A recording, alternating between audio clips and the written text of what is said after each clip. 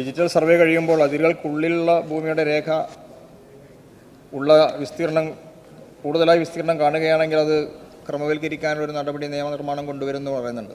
പക്ഷേ നമ്മൾ ഈ മലബാർ മേഖലയിലെ പണ്ട് ഈ മുഴക്കോൽ അളവാണ്. അപ്പോൾ അതിൻ്റെ ഭാഗമായി ഇപ്പോൾ കാണുന്ന രേഖകൾ ഭൂമി കുറവാണ് പല സ്ഥലങ്ങളിലുള്ളത്. അതിനും ഇതിൻ്റെ ഭാഗമായി എന്തെങ്കിലും പരിഹാരം ഉണ്ടാവും?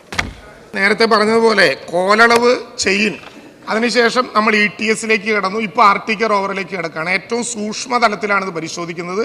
അതുകൊണ്ട് രേഖയിലുള്ള ഭൂമിയേക്കാൾ അധികവും കുറവും വരുന്നത്, അധികമായി വന്ന ഭൂമിയെ സാധൂകരിക്കാൻ പറ്റും, കുറവായി വന്നാൽ അതിന് മറ്റ് മാർഗങ്ങളുണ്ടാകില്ല. എന്തായാലും ആ നിയമം ഈ സഭയുടെ മുമ്പാകെ കൊണ്ടുവരുമ്പോൾ ആവശ്യമായ വിധത്തിൽ എല്ലാ ചർച്ചകളും ഉണ്ടാക്കാം. നമുക്ക് പ്രിസൻറ്റീവ് ടൈറ്റിലിൽ നിന്ന് കൺക്ലൂസീവ് ടൈറ്റിലേക്ക് പോകാനുള്ള കേരളത്തിലെ ചരിത്രപരമായ നാഴികക്കല്ലായിരിക്കും ഈ നിയമത്തിൻ്റെ അവതരണത്തിലൂടെ ഉണ്ടാകാൻ പോകുക എന്ന കാര്യം ഞാൻ സഭയെ ബോധ്യപ്പെടുത്തുക.